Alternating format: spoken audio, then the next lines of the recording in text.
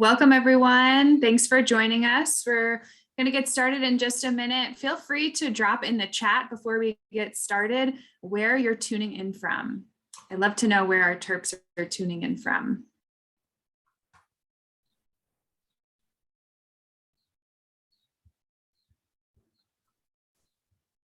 Oh, Gallaudet University. Welcome, Amanda.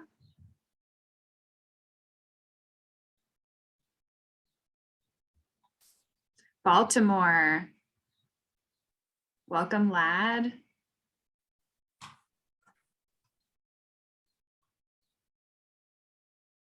Eastern Shore. If you're just joining us, feel free to drop in the chat where you're tuning in from.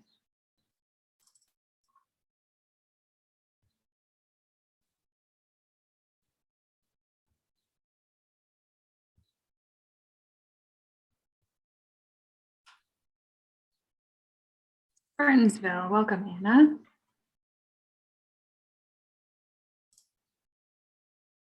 Oh, wonderful. Right on UMD's campus. Annapolis. Welcome, welcome.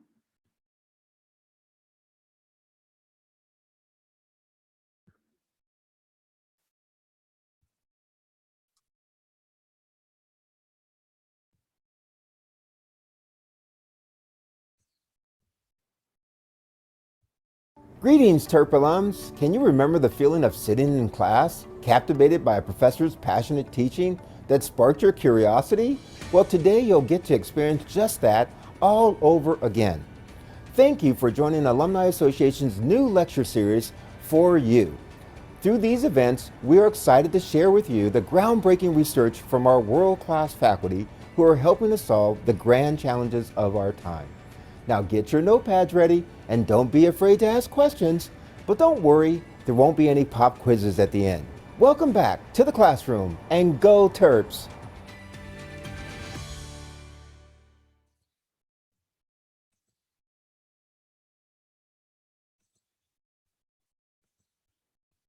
Good afternoon and welcome, everyone.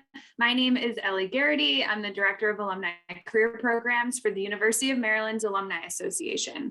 We're so excited that you're able to join us for the first faculty speaker series with Dr. Stephen B. Thomas, The Silver Lining, Leveraging the Expertise of Barbers and Stylists to Promote Health Equity and Create Healthier Communities. We have a lot of information to cover today, but we will take questions throughout the webinar.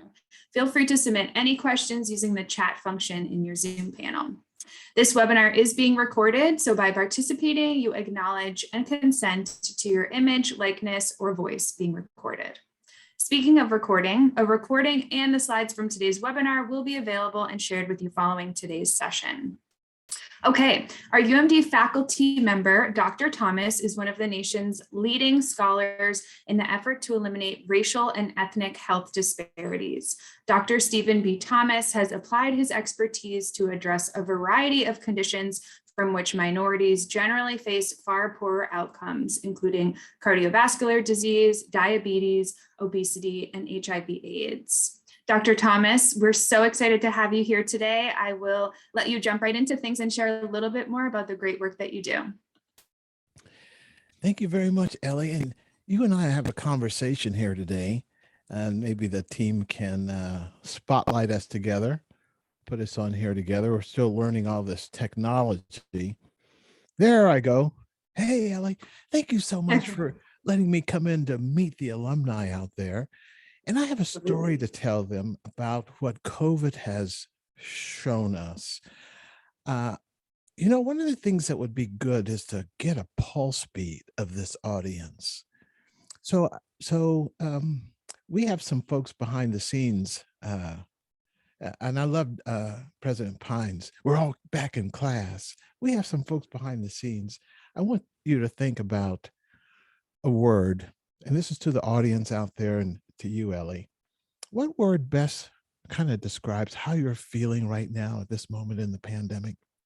We're going to take 30 seconds. And Meg Jordan on the team is going to drop a link in the chat. And if anyone's having trouble with the link, you can just let us know and we'll add your word. Meg, if you can unmute yourself and just let me know if we're good to go. We're good to go. And is the link in the chat? Yes, in a second. And then Ellie, you click on that link and you'll let us know when everything's working. And so audience out there, what word best describes how you're feeling right now at this moment in the pandemic? And just once the link is there, you're going to put in as many words as comes to mind, just one word at a time. Don't worry about spelling. Just don't overthink it. Just get it in. Hey, Ellie, is it working? It's working. I'm about to add my word. Okay. And Meg, if we're able to actually see that cloud grow, we'll take a look at it if you're able to share. And we'll see where this audience is. So Ellie, I'm just so excited about what we've learned in going into the community, the neighborhoods that literally exist in the shadow of our building, where people live, unfortunately, suffering from the very things that we're expert in. And so here's the cloud. Just keep those words coming. I'm going to call everybody scholar. Okay, you're all scholars today. Just keep those words coming, and you can see it build here. And Ellie, while we're talking, we'll just take another 30 seconds. What do you see? What jumps out at you? I mean, the biggest, boldest word there is uncertain. And that's what came to mind for me too, right? I think there's a lot of uncertainty right now. There's a lot of information out there. What information should we be holding on to? How do we process that information? It's a lot of uncertainty. Keep those words coming. And what's in the front page of Maryland today? Vice President Perello announcing whether the relaxing of mask guidelines on our campus. Yes, there is uncertainty. The pandemic is not over. There's a subvariant out there, and everybody wants to go into spring and summer as if we're back to normal. This is a challenge we have. And one of the issues are the very people who are disproportionately impacted by the pandemic. We're going to talk about them today. We're going to listen to them today. But look at this. I see hopeful, but you see it's small. The larger the word, the more people who feel that way. So if you see something there, audience, that makes you feel that way, you can add to the word. Oh, grateful got a little bigger there. Did you see that? But it's not as big as tired. We're all exhausted. Right. We're all tired. We're COVID fatigued. Now, this is all being recorded, so this becomes part of our record. And so this is a theme that is also resonating out in the community. People are uncertain. They don't know who to believe, including us, the scientists. Okay, so let's take that word cloud down. Now, Ellie, I'm going to do something, and I'm going to share my screen. Here we go. And with all this COVID practice, I should be in pretty good shape, right? You would think. You have a lot of people here to support you though. So we're all experts at this stage, we hope. Yes, indeed, we do hope. And so I want to take the audience into the slide deck and take them on a journey. And while we're getting set up, audience, I want you to also feel free to add any questions that you may have into the box as we get going here. And I think I have it ready to go, Ellie. Let's see. I need you to cross your fingers for me, though. You got them crossed? They're crossed. All right. What I'm trying to do is I'm trying to avoid my sock drawer, if you know what I mean. Okay. Do you see that, Ellie? Let's see. Give it a quick moment to load. Someone else give me a thumbs up if you see it. It's taking me an extra second to load. Okay. Not yet, says okay. you. Thanks, you. Okay. So maybe just try stop share and try one more time. Sometimes it just gets stuck. Okay, we'll do that. Look at these tips we've all come up with, right?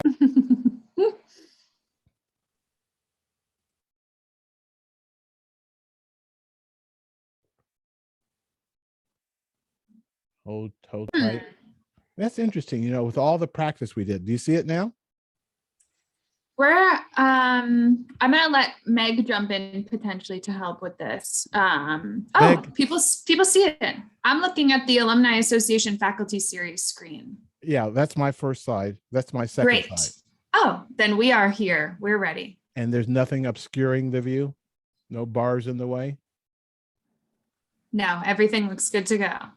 Okay, very good. Thank you so much. Well, here we go, audience. Here we go, scholars.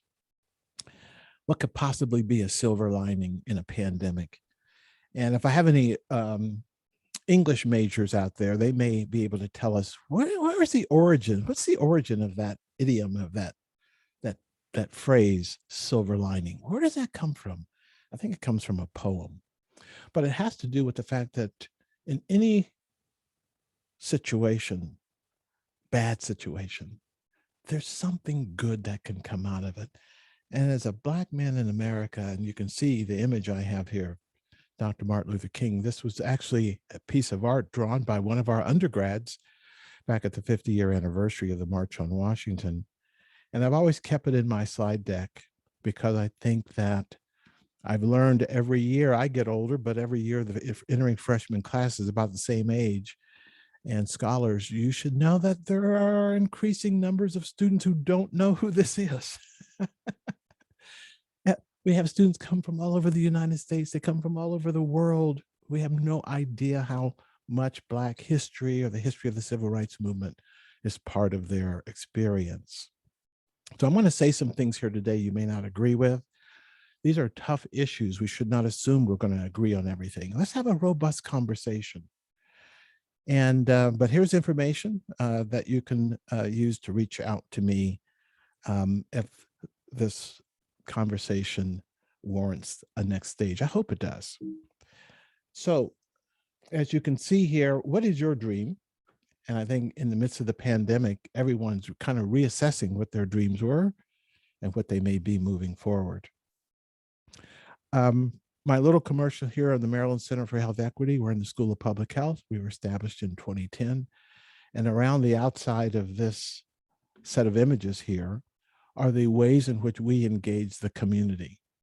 And for our talk today, I'm going to zero in on that upper right-hand corner Barbershop Health Initiative. But here's the other key, our theme: building bridges, building trust, building healthy communities. And for the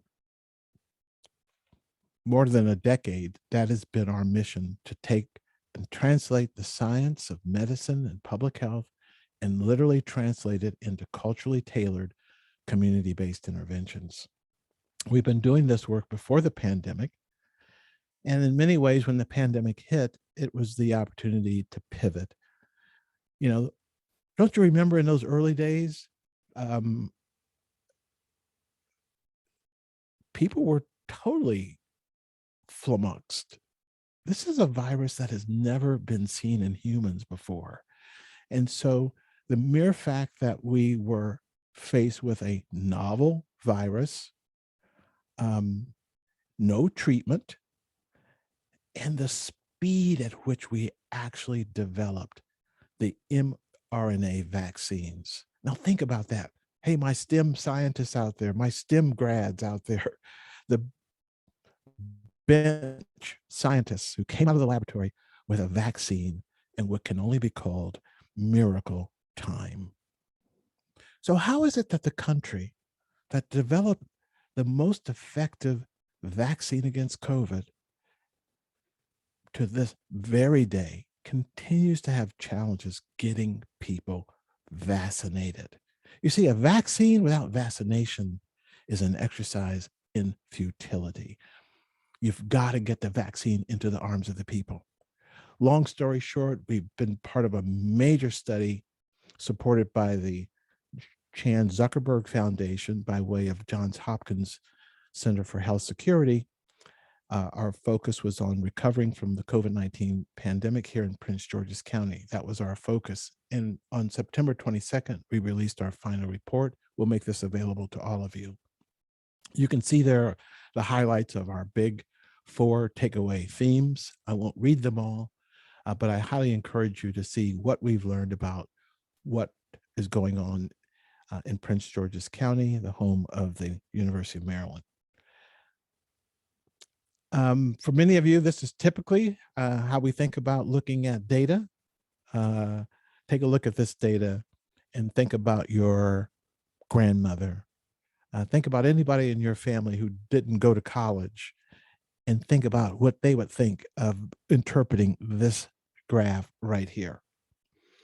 The bottom line is that it's telling us a story of what happens when you disentangle the data and you look at it by race and ethnicity.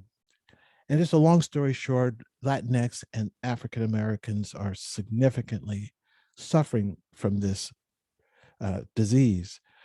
But I think we need to think about other ways in which we communicate with the general public about the challenge. And one of the ways I've seen is through art.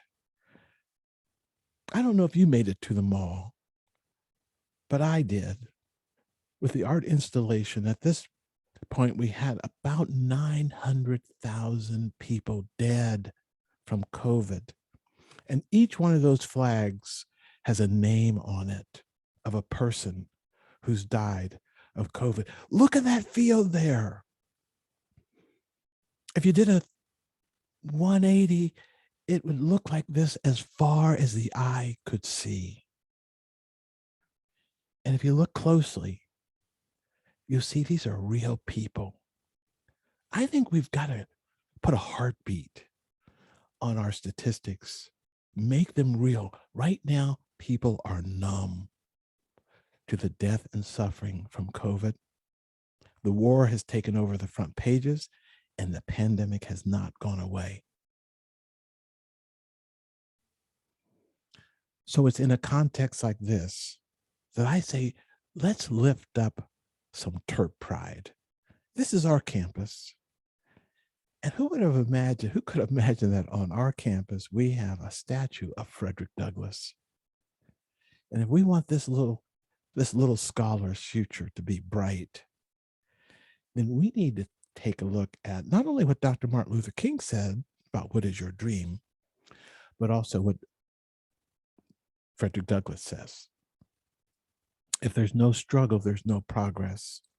Those who profess to favor freedom and yet depreciate agitation are men who want crops without plowing the ground. They want rain without thunder and lightning. They want the ocean without the awful roar of its many waters. This is what that awful roar looks like, people. If we want her future to be bright, we've got to agitate. Even for our friends, we've got to agitate. And it's in that context that the work we've been doing, of all places, what in the world would barbers and stylists have to do with anything? But I'm telling you, my friends, when the fundamental issue is trust, and the work we were doing already in the barbershops before COVID, we said, why not go where people already have trust? And then Black barbershops and beauty salons, let me tell you, no self-respecting Black barber would ever say, I'll get you in and out in 10 minutes. You're going to be there half a day. And some of the folks out there, Ellie, in that audience knows exactly what I'm talking about. So I'm going to take you into the barbershop and let you hear directly from them. I want to take you on a little trip.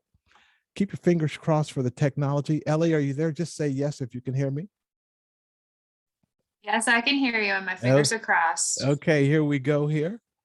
Let's see here. Now I'm gonna step out. Now, Ellie, can you see that? See it. Okay, I'll do a little sound. Could you hear that? Yes. Here we go. The barbershop is a sacred space for the kinds of conversations we need to have to move people from vaccine hesitancy to vaccine confidence. Well, when Dr. T first came to me, he made me realize that we are more than just barbers because of the relationships that we have with our clients. Getting the right information to them from behind my chair is a definite way of giving back, was helping the community. Mike sent me a flyer. He said, hey, Dr. T, this is information being distributed in our communities. And the flyer said, COVID's a hoax. Don't take the vaccine. Our communities were marinating in misinformation. I tell them, I can understand your concerns. Don't disarm yourself. Do your research and make a decision that's going to benefit the well-being of your family and the other loved ones around you. And on May 17th, in Mike's shop, we did the first barbershop vaccine clinic, needles in arms, anywhere in the state of Maryland. It was just awesome to see the people coming in and rolling up their sleeve and taking the position to be vaccinated. I was excited. And now I think the barbershop and salon in the Black community is recognized as a legitimate place for engaging a population in health promotion, disease prevention. So I've been ecstatic. And if you can give a life-saving injection of a vaccine in the barbershop, why can't we give the flu shot there? Why can't we give the diabetes test there? Why can't we do tele-wellness there? That's the vision.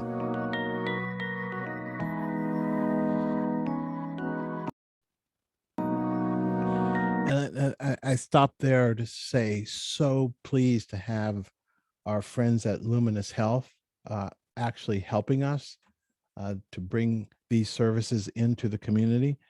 Ellie, I'm switching back to the slides. Did it switch back? You're switching back. There we go. And so this is a sacred space, audience.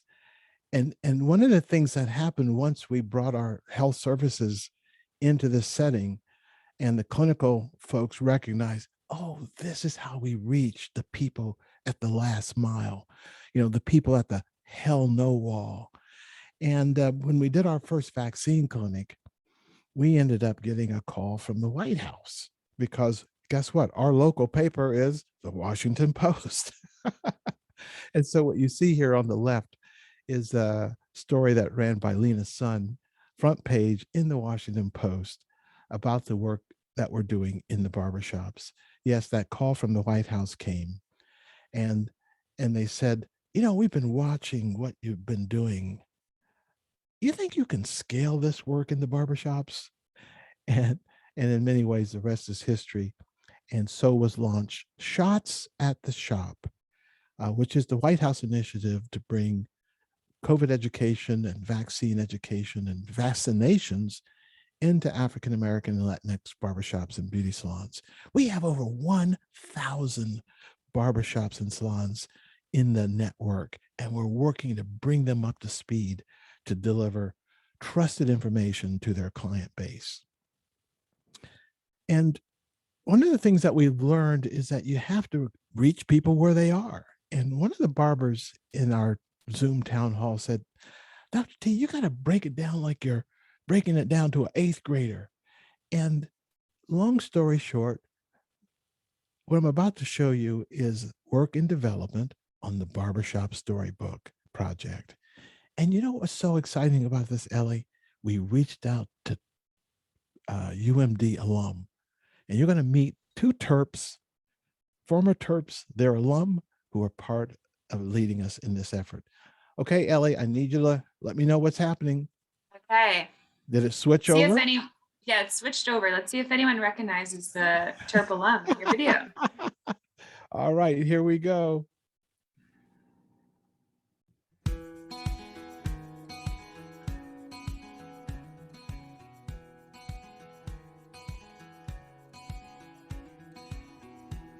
Hi, my name is Jasmine Mitchell, and I'm one of the co-writers for the Barbershop Storybook project. Our goal with this project was to develop a formal pitch of a storybook with illustrations that would turn vaccine hesitancy into vaccine acceptance. Antoine and Lady exchange stories about why they won't get it. Then a barber explains the idea of public health and asks Antoine, if the vaccine is your plan A and you're not going to get it, then what is your plan B? Hi, my name is Marcus Ford, and I'm a co-writer of the Barbershop Storybook project alongside my beloved friend and collaborator, Miss Jasmine Mitchell. And both Mom and Mr. CEO embrace Daniela and reassure her that they're all taking necessary precautions and that everything will be okay because they're vaccinated and they have a booster. We have several vignettes of characters going through their day-to-day lives. Doctors on the talk show discuss facts about the coronavirus over the broadcast, and the pastor soon arrives to the barbershop parking lot.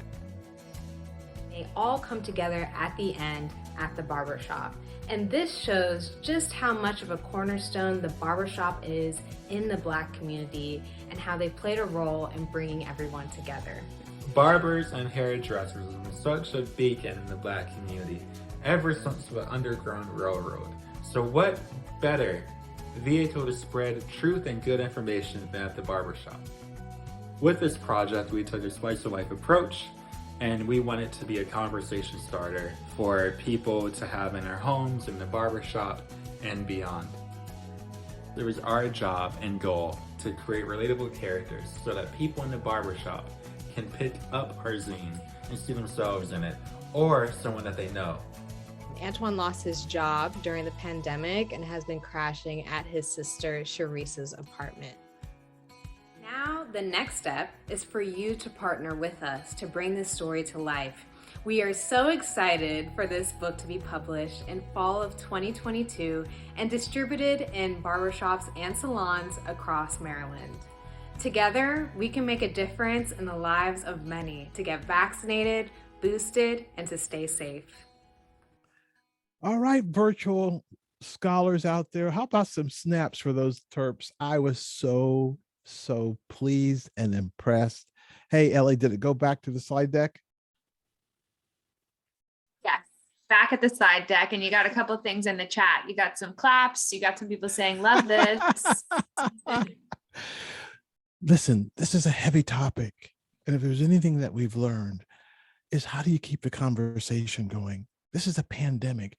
It's not going to be over here until it's over around the world. That's what pandemic means. The question is, can we here in the United States show a way forward for everyone to leave no one behind? Don't you remember in those early days, they talked about, well, hey, we're all in the same boat. You know, yeah, it's a big storm, but we're not all in the same boat. Some people are in yachts. Some people are in cruise liners. Some people in inner tubes, and some people are just floating out there on their own, looking for a life saver. Let's save some lives. And we found a way to do that, thinking outside the box, building on relationships we've established in the community to address chronic diseases. Remember those underlying conditions that make COVID so bad? Okay. So as you can see here in this image, this ran in the New York Times, and we've just been blessed with just tremendous coverage about early vaccine doubters now show willingness to roll up their sleeves. It's because we treated people with dignity and respect. No shame, no blame. And we're there for the long haul. And you know, Ellie, what the barbers said to me as the clinic folks showed up, they said, Dr. Thomas, Dr. T, that's the nickname they've given me. They said, Dr. T, we remember when they wouldn't even return your calls when we were focused on colon cancer and cardiovascular disease. Now they're calling every day. Can they bring their mobile units out to give us the jab? And you know what they said to me? They said, Dr. T, are they just going to give us the jab and leave us with obesity and cancer and diabetes? I thought that was very insightful. They're aware that the vaccine is about an infectious disease. The underlying theme, that they just want us to make sure that we're not spreading the disease and we go back to the malls and our essential jobs, but leave us with the diseases where Black people and brown people live sicker and die younger. Is that what they're going to do? That was a question that still I wake up to, because now we're seeing the surge threat diminish. We're seeing people throw caution to the wind, and we're hearing this go back to normal. Well, here's a message from the barbershops, my friends. Nobody wants to go back to normal because far too many Black and brown people were living sicker and dying younger. This is a chance for transformative change. And I would like to think that we here at the University of Maryland, that our TERP network can ensure that that happens. And so if you have a telephone, pull out your cell phones here. We're going to show some of this interactiveness. And Ellie, you need to help me too. Pull out that cell phone, open up your camera, and hold it right there to that QR code and see what happens. And Ellie, if it works, it should pop up on your phone and take you right to the Wellness Warrior website. And I say that, it'll take you right to the Maryland Barbers and Stylists United for Health. And I say that because that's one of the ways in which we have brought technology into the barbershops and salons. So on the mirrors of our barbers are postcards with QR codes that literally drive people to trusted information in a format that they understand, that will help them make decisions. You see, we believe that if you provide people with the information they need to make informed decisions, they will naturally gravitate towards saving their own lives. We need to go into the community listening. We need to go into the community seeking the wisdom of the community. And I'm going to say to all of you to keep an eye out for tomorrow. I think this will be the release of a new research series here at the University of Maryland about enterprising research activities. And the very first story is the work that we're doing out in the community. And I want you to see how we took that sacredness of the barbershop and literally took it on the road and created pop-up experience for people at festivals, at farmers markets and other places around the community to meet people where they are, in places that they already trust, in places they already go for their routine everyday activities. Let's be there for them to address the vaccine hesitancy and to help them save their lives and the lives of their family members. Now, Ellie, I took all my epi slides out because I did not want people lost in the data. I wanted them to feel the heartbeat of the people, of our neighbors, the people living in the shadow of our buildings, who are literally reaching out for help. They don't know who to trust, Ellie. And I want them to recognize that they can trust us here at the University of Maryland. And so with that, let's see if we can open up the floor for some conversation and some discussion. And I'm really interested, scholars out there, think about this to help the conversation. What popped for you? What jumped out for you? And if you were to use the term or phrase, what if, how would you complete it? What if, and what would you say after that? These are just some prompts for the conversation. So Ellie, why don't you come back on with me? Let's I'm with you. spotlight us here. Let me pop up. Yeah, let's spotlight us here. Well, and I'll let folks take a minute to type their questions in the chat. But one of the first questions I have for you, Dr. Thomas, is what did the education piece look like for all the barbers in the barbershops? I'm guessing, or what education, or what was the conversation as you went into the barbershops to help some of the barbers have conversations with the patrons that they, are used to seeing on a day-to-day basis? If you gave me more time, we'd do a whole workshop today. Well, I'm sure. One of the things that we did, again, on our campus are tremendous resources. We need to leverage them. So I reached out to our School of Journalism and to one of the faculty there, Bethany Swain. And I told her, and she's been out in our barbershops, and so you know what she said? One of the barbers sent me in a little video that he just did spontaneously, but he had the orientation wrong. So we did a workshop with the barbers and our School of Journalism where Bethany taught them, you hold it in the landscape, here's how you do it, and here's the prompt. And then they started doing, you ready for this, Ellie? Man and woman in the chair interviews. They would just ask the question, have you had your flu shot? Do you plan to take the COVID vaccine? Why not? And we just listened and they videotaped it. Then we edited those clips down to 10-second, 15-second clips, and they were trigger films because in the chair, the people shared their reservations. It's just the pharmaceutical companies. They're trying to put a chip in me. It was all the greatest hits of the misinformation. It was all the things that they were marinating in. And by letting them get it out without judging them, without trying to correct them, just listening, turning those into little videos, and then we used that for training. And you know, the other thing we did, Ellie, we reached out to our University of Maryland Teaching Learning Center. And the open learning platform is the basis for our training of the barbers all over the country. It's called Rapid Response Training for Barbers and Stylists to Mitigate COVID. So we used the University of Maryland's Canvas platform to train barbers from all over the country. We work with our School of Journalism to train them how to capture those stories. And now we're actually, every Thursday, we have a Zoom town hall. And we're using the University of Maryland's Zoom backbone to bring people in from all over the United States to have these conversations. And so I hope your audience will join us tomorrow night for our weekly cutting edge town hall. Wow. Well, I'm so impressed that you were really able to utilize a lot of resources that are already on campus and bring in a lot of campus partners to help your mission move forward. What you mentioned briefly that you worked with the White House on this project, and they were kind of able to showcase all the great work that you're doing. Can you talk more about that partnership, what it meant to you, and kind of what your role was in that project?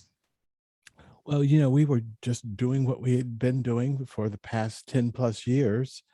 And we actually did the very first COVID vaccine clinic anywhere in the state of Maryland in a barbershop. And again, because the Washington Post covered it, I'll be honest with you, I had no idea that 9 miles from where I'm standing, where your background is the White House, okay? That's part of our geographic advantage. Every major newspaper has a headquarters in DC. So the Washington Post came, the New York Times came, the Wall Street Journal came. Remember, this is early in the pandemic. The USA Today came, and every TV network, CBS, NBC, ABC, came to that little barbershop in Hyattsville. The story that ran after that was all over the country. That's when I got the call from the White House. They said, we've been watching what you're doing. You think you can scale this?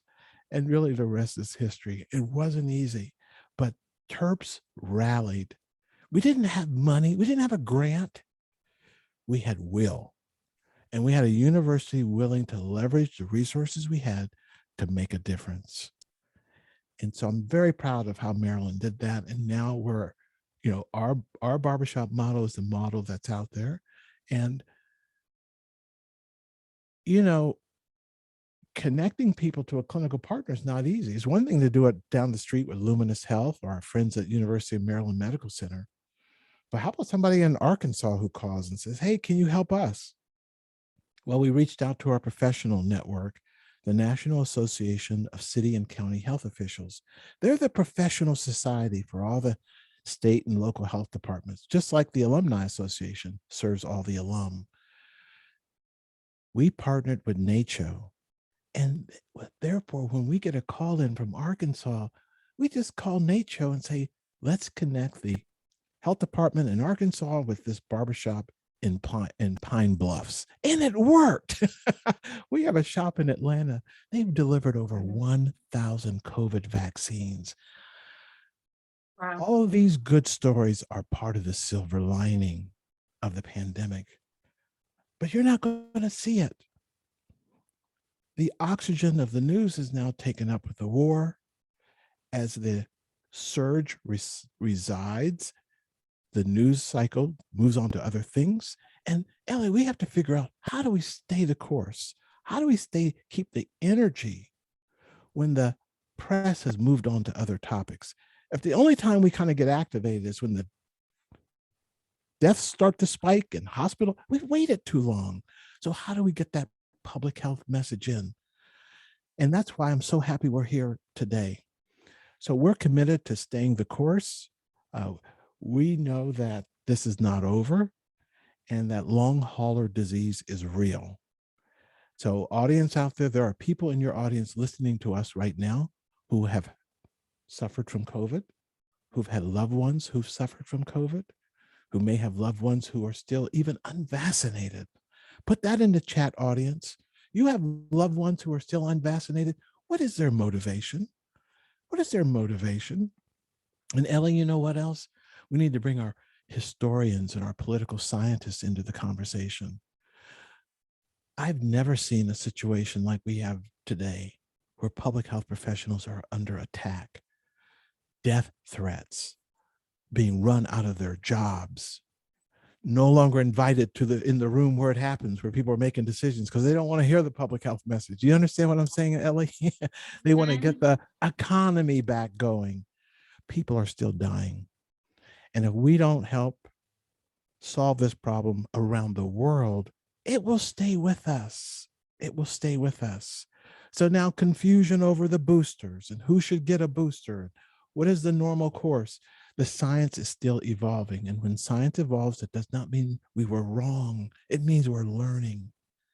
But we've never seen this kind of organized, well-funded anti-vaccine campaign led by Robert Kennedy Jr., a very famous name in this country, with millions of dollars to sow misinformation. No local health department, no state health department has the capacity to counter that by themselves. That's why we need our scholars here at the University of Maryland thinking about what do we do to address misinformation, disinformation. The Surgeon General has put out a major report that it is actually causing death, and it's undermining our long-term public health laws and public health mitigation strategies.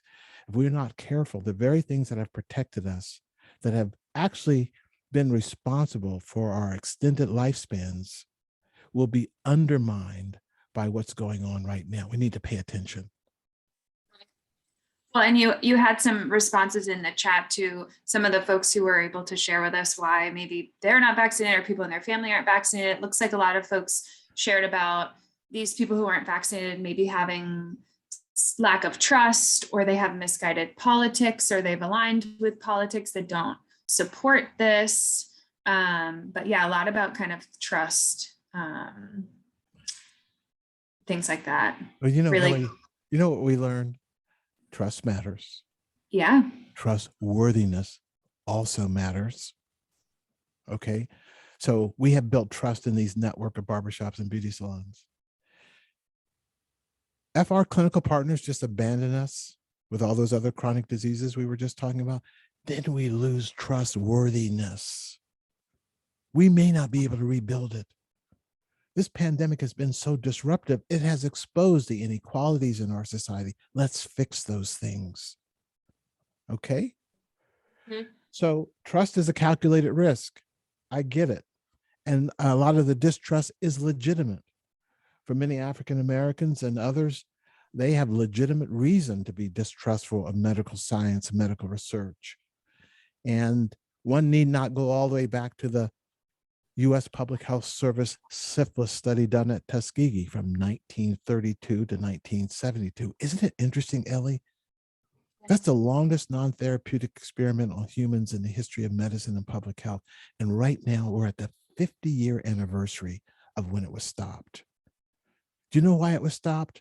Why those men? No, I was going to say, can you share more for the audience that may not know all the details behind that?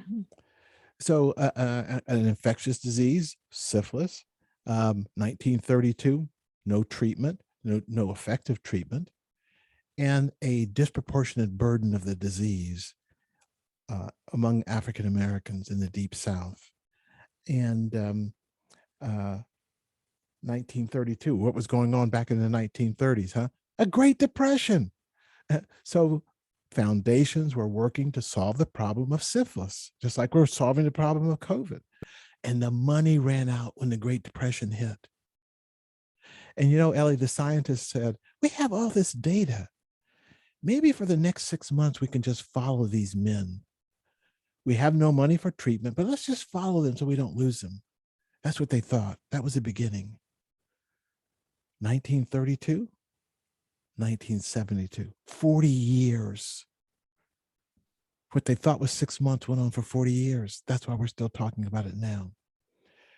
The definitive book on the history of the syphilis study is called Bad Blood by historian James Jones. And it really is the transition. Your audience may find it hard to believe that in our lifetime, there was a period where we actually believed that Black people were a different species than white people, and that we actually had different diseases. And this is all documented in the medical literature. So the history of racism in medicine and public health would be easy to ignore if it wasn't so well documented, Ellie. Mhm. And so that's one example. Why did it stop? It stopped because of journalism, my friend. It wasn't because of medical ethics. Story ran in the front pages of the newspaper, and on that day that the story ran, the study was still going on. We're talking July 1972. And so in our courses, we have a whole module on the legacy of the syphilis study done at Tuskegee and the lessons. Hey, Ellie, here's a lesson. For those 40 years, when 1950s came, a miracle drug like a vaccine, but it was called penicillin. You know what it did, Ellie? It treated syphilis. It cured it. When penicillin became available, the government did everything in its power to make sure that the men in the Tuskegee study were not treated. Do you hear me, Ellie? Mhm. They were not treated. Mhm. If I have historians out there, they'll know the work of Isabel Wilkerson and the Great Migration as Black people moved out of the South. These scientists were concerned, hey, we're going to lose our cohort. For the first time in American history, every health department in the country was notified and given a list of names. These men are part of the Tuskegee study. Do not treat them. Hey, a war was going on. It's World War II. Remember that? People were drafted. And when you were drafted, you had to do what, Ellie? You had to have a physical. And if you were sick and had syphilis, you got penicillin. But all the draft boards got a letter too from the government. Here's a list. If these men show up, do not treat them. Are you listening to me, Ellie? I hear you. We're getting Okay. some reactions in the chat as well. So when we're listening now, fast forward to today, and the purveyors of misinformation and disinformation, the Robert Kennedy Juniors of the world, are saying, hey, Black people, don't listen to Dr. Fauci. Don't take that vaccine. Don't you know what they did to you back in the 1930s, using Tuskegee as an example to not be vaccinated? But Ellie, here's the real truth. The men in the syphilis study were not treated. They were denied treatment. If there's any legacy today, it is to ensure that everything is done to ensure that Black people and others who have historically been marginalized get the treatment in any means necessary. Barbershops, beauty salons, pop-up clinics, whatever it takes. Yeah. Because the real story is that they denied them treatment. Therefore, we must ensure they get treatment. And the Ad Council went down to Alabama and interviewed the relative, the great grandchildren and children of the men who were in the study. And you know what they said, Ellie? We're vaccinated down here in Tuskegee, Alabama. Interesting enough, they went to the same hospital where the men in the Tuskegee study were screened. And you know what they said? Don't use the suffering of our relatives, of our loved ones, as your excuse to not be vaccinated. Because the government denied treatment to our loved ones, we should do everything to ensure that our community gets treated. I think that's the reframing of the Tuskegee legacy that we need to make sure resonates out there. Well, that historical context is just so relevant here today. I want to ask you to do something kind of tough on that other side of things. So we're talking about what's been happening in the past. I'd love to see what your vision would be like for the next 30, 40 years from now. How do you see the foundation that you've laid and, all of the great work that's been done here? How do you see that affecting the past? What do you see going on in the barbershops and the farmers markets? And how do you see some of that conversation changing over time? Well, it's interesting that you would ask that, because one of the things that I think we have to do is, again, translate our science into practical steps that people can take to protect themselves and to recognize that we are here to help them. I see we're at 12:52. We're getting close. So I'm just going to show you one thing. Hang in there, audience. Hang in there. I want to show you one thing.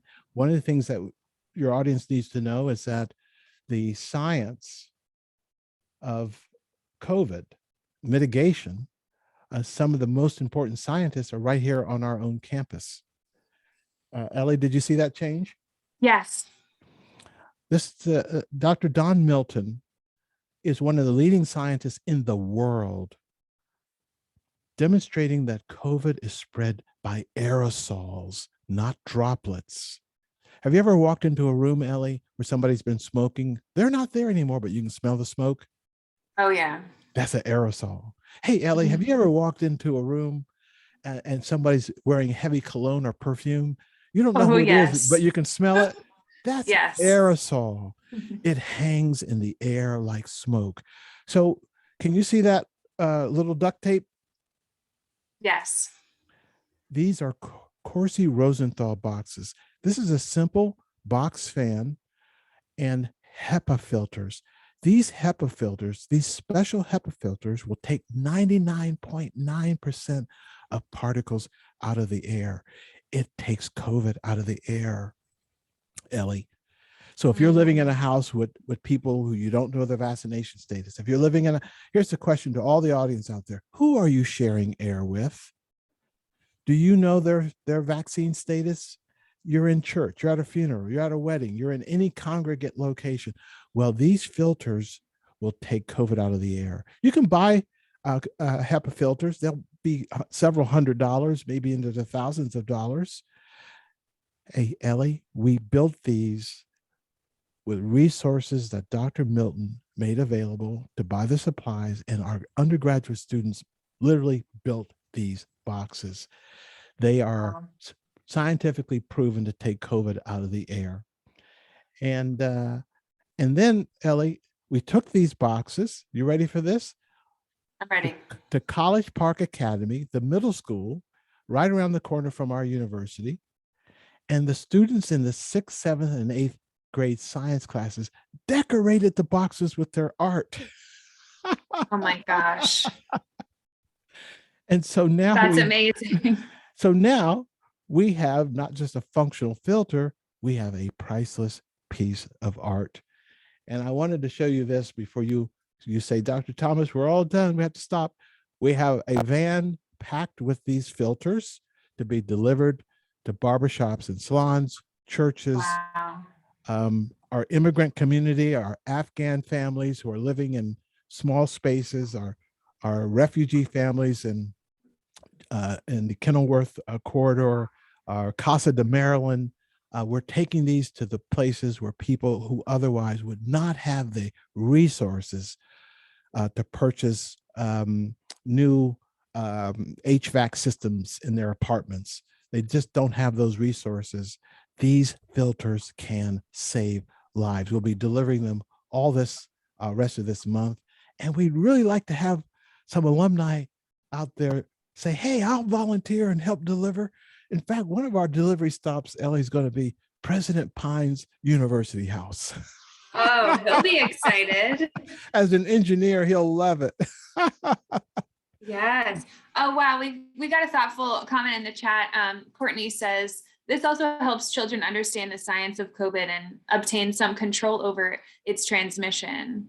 It's invaluable to their mental health too. So I think there's a lot of appreciation for how you integrated that into so many different communities, children as well. Well, Ellie, when we took these boxes over to the middle school, my Fearless Idea class, HLSA 484, Fearless Ideas, Redesigning Healthcare to Meet Community Need. They went over to the help out with the students to decorate. You know what happened, Ellie? In the process of decorating those boxes, the kids asked my kids, the middle schoolers asked my students, what's it like being in college? And if you walked around the room, you heard all these conversations about college and what it was like when I was a seventh grader. And when I interviewed the science teacher, you know what she said to me? She says, I said to her, I said, what do you see when you see my undergrads talking to your 6th, 7th, and 8th grade science students? You know what she says to me? Her name is Miss B. She says, you know what I see? I see that your students haven't forgotten where they came from. I thought that was very interesting. Wow. What did she mean by that? What she meant by that was she saw our, big male students with these little kids talking to them about their art, not telling them what to do, but validating what they're putting on the Corsi box. And my undergrads were impressed because you know what they were putting on the Corsi box? Anniversary of Trayvon Martin's social justice. These are 6th, 7th, 8th graders. My undergrads said, I was so impressed. I thought they were just going to put daisies and kittens. They're like plugged into what's going on in the world. Right. And so the teachers are watching this and they're saying, and I asked one of my students, I said, what if we had a situation where we brought undergrads into a conference room and just told the middle schoolers, come talk to an undergrad about college. How do you think that would work? You know what she says to me? She says, that wouldn't work. One-on-one, no way. She says that because we were like in an activity and there was a bunch of sound and noise going on, and that's when it got intimate. That's when it got private. That's when it got to a point where my undergrads would disclose their own anxiety about remembering what it was like being a 7th grader, remembering what it was like being a 6th grader. And they told those to the 6th and 7th graders and also let them know, I know what it feels like to be in the 7th grade. I'm not done, but I didn't just start, kind of in the middle there, kind of confused. Right. And they were able to see a distinction between 6th, 7th, and 8th graders and share that with the teachers. It was very subtle, real, and powerful. I think we need to do more of that. I mean, and I'm sure everyone on this call will agree. I think we could talk for a lot longer about all of the things that you've brought up. And I don't see this as the end of the conversation for us as well, especially as it relates to, all the great work that alumni can do in our community to help support the great work that you're doing. So I just want to give you a huge thank you for sharing your expertise, for teeing up this really thoughtful conversation, for really sharing your knowledge and your stories with all of us here. We're getting a lot of exciting noise in the chat from folks. They're so happy to hear from you. Thanks, Dr. Thomas. So I know this is just the beginning of the conversation, but wanted to give you one last chance to add any last words or thoughts if you'd like before we have to go. Well, let me just say, I think I had a bad attitude. I've never really taught undergrads. My work has mostly been graduate students and postdocs and junior faculty. And it was a program that the university launched several years ago from their Innovation and Entrepreneurship Center about experimental classes in human-centered design. And Dr. Luisa Francini and Dr. Dylan Roby and I wrote one of those proposals, and it's now been maybe 7 years ago. And that's where the Fearless Idea class came in, and I was teaching undergrads. Ellie, let me tell you something. I am so impressed with our undergrads. They are amazing. And as a result of this class and using human-centered design, they're actually building prototypes of projects after they listen to the community's needs. And here's what I'll leave you with. One of those projects was a overflow parking lot full of trash in Temple Hills, Maryland, 5.5 years ago. Every semester, the class picks up where the last class left off. They keep building and building and building and building. And today, you know what that overflow parking lot is? It's an urban farm. There we go.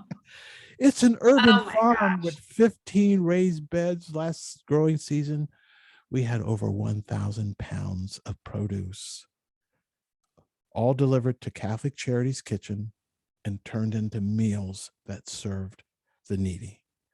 Our Terps did that. Our undergrads helped make that happen. And that's the leveraging we can generate in the midst of crisis. So Yeah. don't despair, keep hope alive. And our motto of Fearless Terps is not just a saying, it's real. It's certainly not. And you've given way too many examples to count today of how fearless the Terp community is, including you. So thank you so much, Dr. Thomas, for sharing your expertise with us, taking time out of your busy schedule to chat with your alumni. And we are so grateful to have had this time with you. So thank you, everyone. We hope to see you at the next faculty series. I'll send a follow-up email with all of the great information that Dr. T shared, all of the fabulous links, ways that you can support the great work that's being done. And again, we hope to see you at the next one. Thanks, everyone. Go Terps. Bye-bye. Bye. Keep your mask close. It's still dangerous out there. Don't play Thank with you. this. Bye-bye. Bye.